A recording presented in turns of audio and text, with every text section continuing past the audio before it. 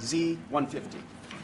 Here comes authority, waving to the many, riding with the few. Here comes smiling, shining you, driven down the ribbon of the end, alone in all that sun and noise, those 1,000 hands and eyes and cameras, privy to Khrushchev's breath, to Norma Jean's pink, desperate lips, Fort Knox and the Lincoln bedroom, and the ghost of Jefferson dining alone.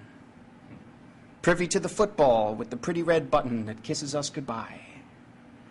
Here comes the midnight blue gigantic car floating on the pavement to the X that isn't there. The engine sipping at the tank of Texas inexhaustible elixir. In the hidden engine block's bright myriad controlled explosions, pistons firing, and the solar wind that douses everyone, invisibly blowing from the surface of the sun.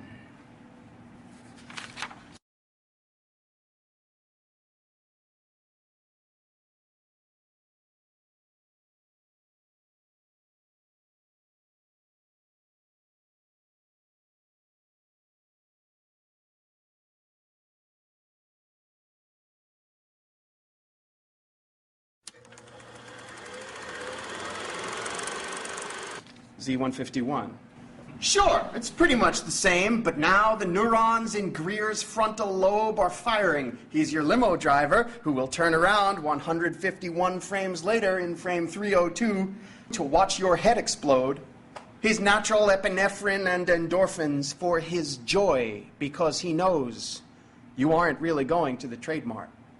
Parkland will be first with tears and snot and heart massage attempting to revive a guy whose brain is mixed with mercury and lead and air, the skull dissolved, the Harper fragment on the south side grass, and memories of sex and terror smeared across the plexiglass of Billy Hargis, police, motorcycle, windshield, next stop, AF1.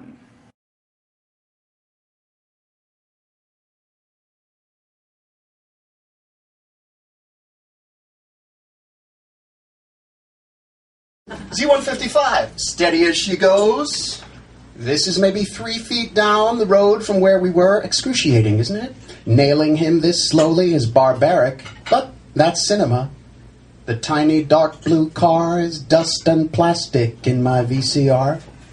New money shoots toward heaven from a punctured hill. The algal blooms of 90 million years ago have turned to bitumen and kerogen and fumes, and now like whiskey in a still, it's transubstantiated into gold and burned. Every grain of silver nitrate on this frame of film once lay undiscovered in the dark below the mine. The very gasoline was once alive. Those are pearls that were his shining eyes and dirt that was his face. Look. Love is tugging backward on the limousine, while murder effortlessly moves it into place. Aristotle taught Athens and the world about the absolute up and down. The universe had a highest point, and its roots were in the ground.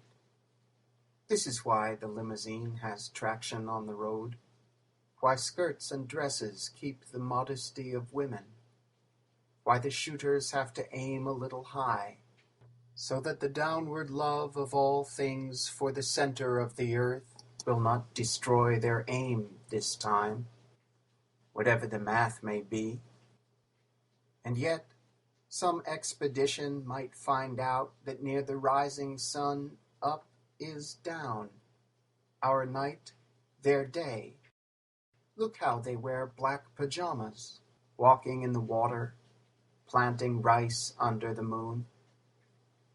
Here in frame 156, we see the Apollo 11 spacecraft touch down on the surface of Hanoi at high noon.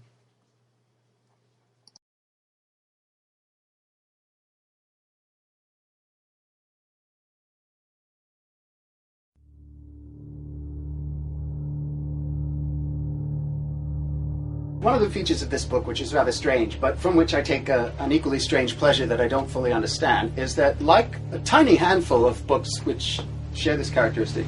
Seems to me relatively rare. I could be wrong about that. The book is a kind of channeling of the spirit of a dead person, though how such a thing could possibly work in the real world, I cannot imagine. Maybe the soul survives the death of the body. I don't know. I just can't see how it possibly could. Maybe I just don't see how. Everything speaks against it, and what speaks loudest for it is my desire to live forever. On that account, I suspect it may not be so. At any rate, somehow, as I never tire of saying, when I translated Sophocles, I felt the old man was speaking through me, saying, okay, shut up, kid, you're doing fine, stay out of the way, I will tell you what the next line of English is that is adequate to what I say. So shut up.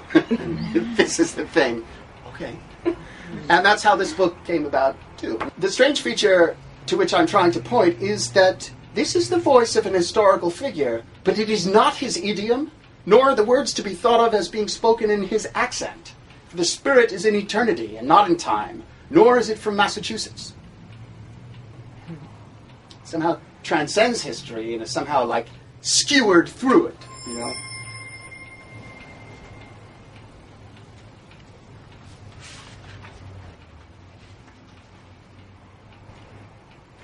Z176.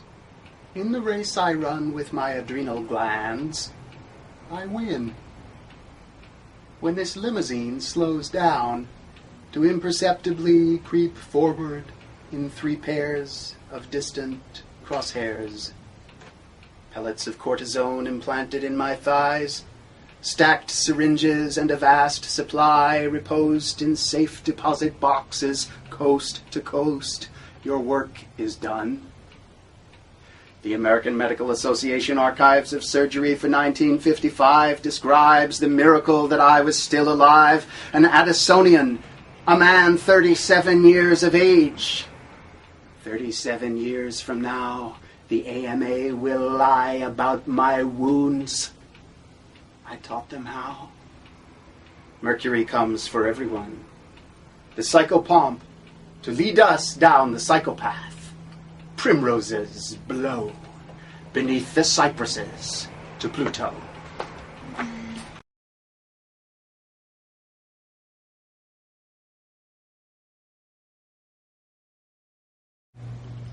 Hand, wave your last. This is my final smile.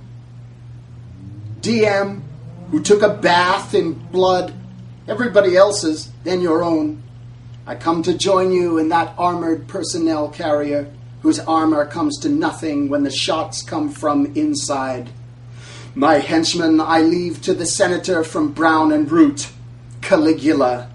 Which reminds me, Lyndon, Nixon, how I'll watch you both resign, who thought me weak because I stared the generals down whom you let fuck the country in the ass. I'll see you quit, the pair of you, from hell for all my fornication. I will watch you lose. Spite, I spit my blood on your rebellious, sorry heads. Here are heroin and napalm. Choose.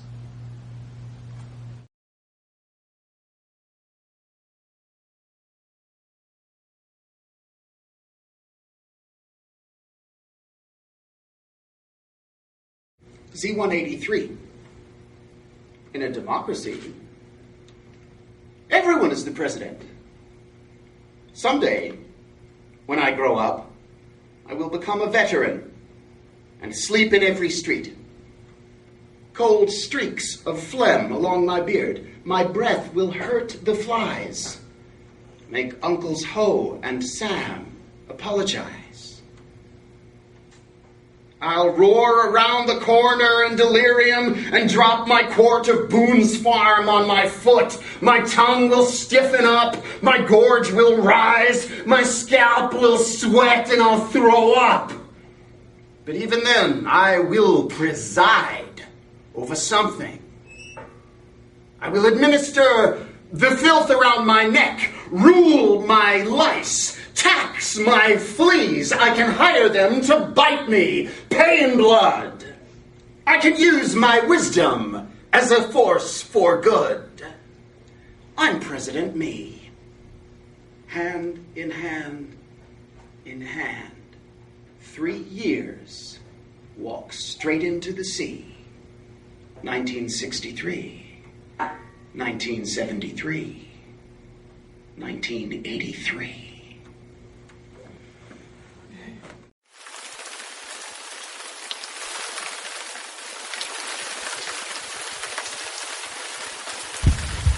Homer doesn't mention it was raining when Apollo struck Patroclus on the shoulder blades and broke the leather straps that kept his armor on. Phorbus ran up in the rain and skewered him between his spine and his left lung, and the lung broke. But Patroclus didn't die until gigantic Hector waded in with the rain in his face and stuck the barbed harpoon into Patroclus' guts. I know how long it rained, how fast it fell, cold ropes of it, washing the Greek and the Trojans, and Troy, and the plagued mule floating to the fig tree. Look, the helmet rolling away, and soldiers desperate for my empty armor, and behind the rain my face, my lips still silently repeating something. Another photo soon, where like a patient scrutinized upon a table, the great change spreads against the sky incarnadine. My hair looks long because the scalp is hanging off. I have no life to hold my jaw in place, and nobody's here to close my eyes, and so the photograph shows me wide-eyed and slack-mouthed, staring through the ceiling, where I read, dead, these sorry lines about my ruin. Cold, astonished, mortified, I and my mortal spirit die together on the faint pulse left us after 7 minutes riding in the limousine. Last breath, last rites, last moron asking for my autograph. Take over for me, Ringo, Paul, George, and John. Why should a dog, a horse, a rat have life and me no breath at all? Because I stopped my war from growing, and it murdered me.